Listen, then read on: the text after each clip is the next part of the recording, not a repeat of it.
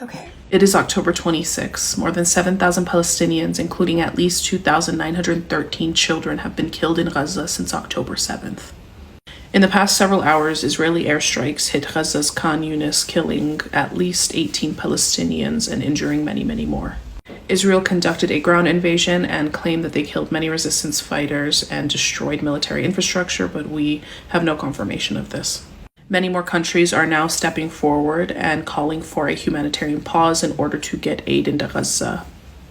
Will the pause happen at this point? It feels like it won't, because we've been calling for a ceasefire, we've been calling for aid to be able to get into Gaza, and it seems that Israel and the US just don't want to fucking listen. Israel continues to make arrests in the West Bank. Since October 7th, they have arrested more than 1,200 Palestinians, and from what we are hearing of people on the ground, they seem to be targeting specifically female activists as well as university students. The IOF and Hezbollah continue to fight on the border. I don't have any other updates other than it continues to escalate. There's currently a lot of back and forth within the UN, within multiple countries. As of right now, I don't see any solid information on what is going to be done. I don't see really anybody taking any initiative. And it seems like, especially in the US, there's still a lot of favor and voting within the pro-Israel spectrum, which of course leaves Palestinians incredibly vulnerable. There is increasing attacks on Palestinians in America, as well as people who are pro-Palestinian in America, and everything just seems to be escalating worldwide as well. Do not let the information die out. Do not let the news die out. At this point, they're going to try and quietly just stop all of this from being in the media. They are already taking major accounts down, like I Am Palestine, and censoring, taking down videos. I have had to appeal so many videos, and many of them come back up as being completely censored, which of course lowers the amount of views and engagement. So please, if you see something posted about Palestine, remember to engage with it. Remember to repost. Use your voice. Do not let this die out. We have to continue the social media war. This is incredibly important. We are making strides on here, because the louder we are, the more countries are going to be listening, and the more people are going to have to take action. Along with this, we are hearing less and less from people in Gaza, because a lot of these people are dying. The people that have been recording and posting are no longer with us. Therefore, we have to carry that weight for them. We have to continue the work that they're doing. We have to continue spreading what we can about what's going on. What you're about to see is a video made by two kids, the son and daughter of an Al Jazeera reporter in the Gaza Strip. Do you know what's happening in Gaza Strip? For the fifth day, Gaza Strip is living in a continuous violence, a complete siege and cutting off electricity, internet and water, and targeting safe houses.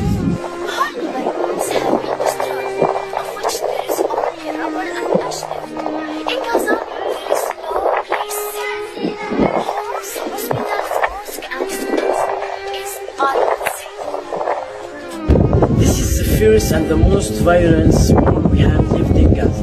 Where are the human rights? Where are the international laws? Where are the countries of the world to see what's happening for us? Help us to stay alive. That's a really heartfelt video. Unfortunately, both of those two kids are dead. An Israeli airstrike over the last couple of days targeted their home, killing both of them as well as their mother. This happened while their father was live on air. Here is him in the hospital, still in his press vest. This is a man who has spent his time reporting on the horrors of what is ongoing in the Gaza Strip as a result of Israel's continued genocide against Palestinians living there. And in the midst of that, he experienced horrors himself. He lost his wife and two of his kids. There's a lot to say about that, I think. What I can't stop thinking about is how the last words in their video were, "Help us stay alive." But their lives, like thousands in the Gaza Strip, have been stolen from them. Stolen by a colonial regime that is hell-bent on their total annihilation. They deserve better. All of them do. But yeah, just something to think on.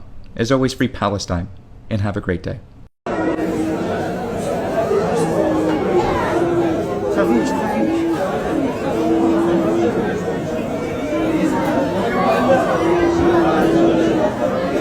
In an exclusive reported from the Middle East Eye 10 hours ago, Israel will flood Hamas tunnels with nerve gas under U.S. Navy supervision.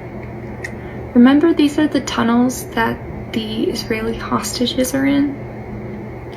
They're gonna flood them with gas. Gas. In the concentration camp they keep Palestinians in, they're going to flood it with gas. Does that sound familiar to you? You will still ask me if I will condemn Hamas after 5,000 Palestinians have been murdered in 2 weeks. You will still ask me if I will condemn Hamas after Israel has dropped over 10,000 bombs on Gaza. You will still ask me if I will condemn Hamas after Israel has displaced over 1.1 million Palestinians in Gaza.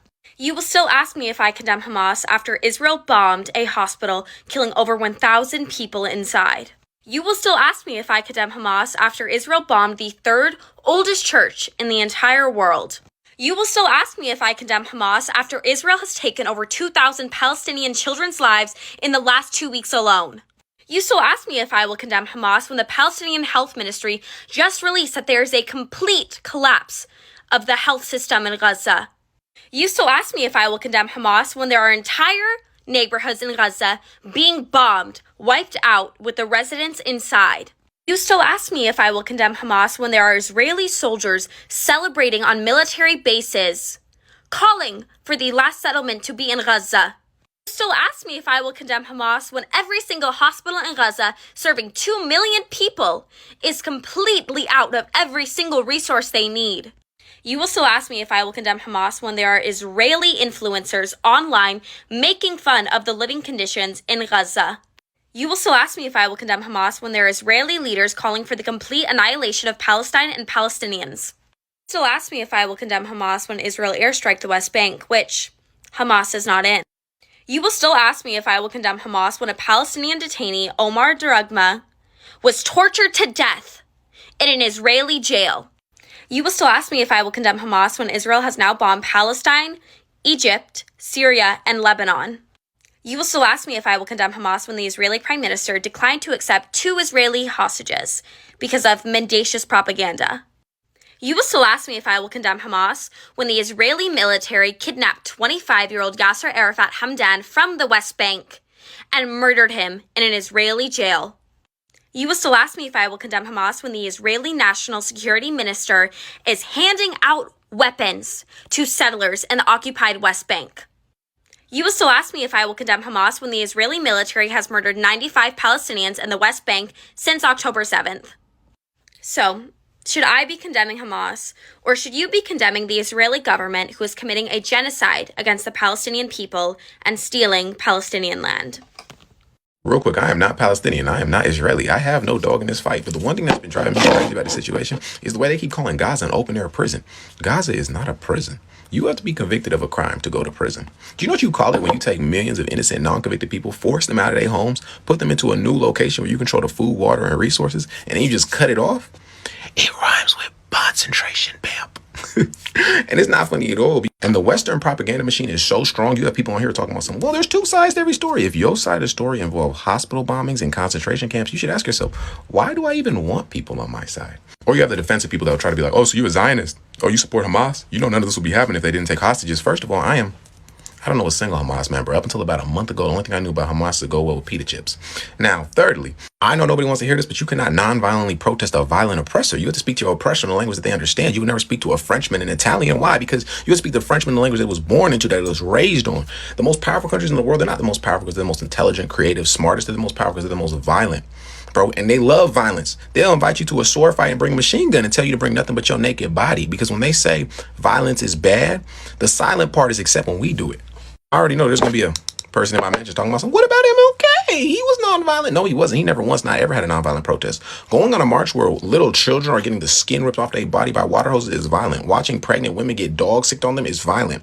Watching men get beat within an inch of their life by the same police force that's supposed to protect them is violent. And that's the craziest thing is, as soon as MLK realized, wow, you never going to get empathy from a burning building, what happened? Okay, that's what I thought. Let me cut it. Hi everyone, this is Bissam from Gaza. I'm still alive. These are the updates until 6 p.m. at 24th of October. So yesterday I posted a video and it was without voice. The sound was deleted, and I was talking about at the beginning of this escalation about 100 people, 100 Palestinians were murdered, okay? Then after a day, then after 2 weeks, about 440 people were killed a day. Then today, we are talking about more than 700 people to be killed just in the previous 24 hours. Just in the 24 hours, more than 700 people are killed. The number of people killed a day is increasing a day after day. And by the way, most of them are children and women. Now we're talking about 5,700 people were killed during 18 days. 2,500 are children. More than 1,300 are women. The hospitals today, the Ministry of Health was talking about that the hospitals are collapsing, especially in the northern areas of Gaza Strip, without fuel and without other supplies. You can literally put them in a position where they have to take a stand. You can go, for example, to any shop, any store, and as you walk in, just slap a Free Palestine sticker on the window. Just put a Free Palestine sticker on the window or on the door as you go in. Then take a picture of that and spread it on social media, congratulating that company for taking such a positive stance on the Palestinian issue. Then they'll have to either affirm it or disavow it, and their marketing department will be burning the midnight oil trying to draft the media statement of how they're going to handle that issue. Company backtracks on pro-Palestinian stance. It's a nightmare. There's no way to spin a disavowal without bringing a spotlight on their action and then putting them on a boycott list. I mean, did they cave to Zionist pressure? Are they pro-genocide? On and on. It automatically puts the company at the top of any list for Muslims to either boycott or reward. What you need to do is impose a pro-Palestinian stance on a company and then publicize and congratulate them for their public stance or for their pro-Palestinian stance. If they affirm it, then that's great. And if they try to disavow it, then that's a PR nightmare for them. This is what's happening on social media when you are speaking out against genocide and ethnic cleansing funded by your tax dollars. I am at risk for losing this account. All of these community guidelines you are watching me scroll through are for me duetting, reposting, and resharing content speaking out against the genocide happening to Palestinians in Gaza. These community guidelines are for reposted videos. So Stitch's duets reposts are counting against people's accounts when they are trying to stand in solidarity with others. Censorship, deplatforming, digital discrimination for speaking out against genocide that our taxpayer dollars are funding. In my opinion, if it's good enough for our tax dollars to go to, it's good enough for us to be speaking about. Is this an illusion of free speech? Because what the fuck is this? I do have a backup account if you care enough to follow it. If you've been here long enough, you know that I deal with a lot of digital discrimination and deplatforming for speaking out against sex workers' rights and trying to humanize sex workers. This is scary. The internet is a tool. It's a tool that we use to disseminate information. And when we're speaking out against genocide and it's seen as graphic content so it can't be posted, we are being treated like liabilities by social media platforms. When Sesta Fosta, which was an online safety bill, passed back in 2018, I cried and mourned for sex workers, but I also knew the way in which they were going to go after other sorts of information they didn't want disseminated. The news outlet Mondoweiss recently received a series of voice recordings from their correspondent in the Gaza Strip, and we really need to cover a very specific section of those recordings. Because the Israelis are evidently bombing humanitarian aid in the Gaza Strip. You heard that right. Over the last couple of days, Palestinians in the Gaza Strip have been standing in bread lines sometimes for 6 or 7 hours a day just to get food. But over the last few days, over 10 of those bakeries have been targeted in the south of the Gaza Strip, the so-called safe zone where the Israeli army was telling Palestinians to flee. One of the bakeries targeted was in the Nuseirat refugee camp, which Mondoweiss has now been able to confirm had just received a huge shipment of flour shortly before it was bombed. The UNRWA had just finished unloading a significant shipment which was meant to cover the needs of the entire Nuseirat area when the bakery was bombed and completely destroyed by the Israeli Air Force.